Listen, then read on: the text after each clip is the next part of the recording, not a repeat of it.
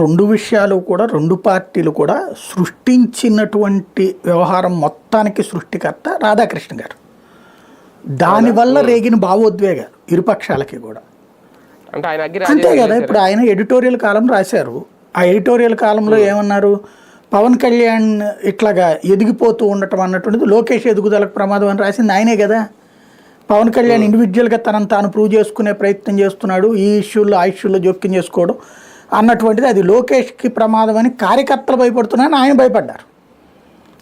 దాంతో తెలుగుదేశం శ్రేణులు అదే తెలుగుదేశం అంటే ప్రస్తుతానికి తెలుగుదేశానికి ఒక పెద్ద బలము బలహీనత రెండు రాధాకృష్ణ గారే.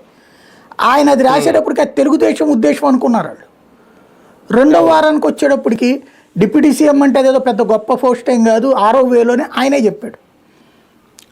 మరి 6,000 కోసం లోకేష్ కావాలని పట్టుపట్టడం ఏంటి వెరితనం? కాకపోతే అది 6,000 లాగా ఉండాలి పవన్ కళ్యాణ్కి హితబోధ కూడా చేశాడు ఆయన.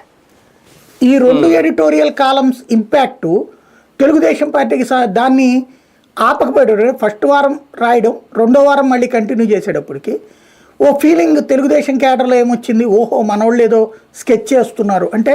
మనం ఏమంటామంటే దీన్ని లీక్లు అంటాం. అంటే మీడియాలో ఉన్న ప్రతి ఒక్కరికి తెలుసు, కొన్ని ఏంటంటే పబ్లిక్ ఒపీనియన్ తెలుసుకోవడానికి. For example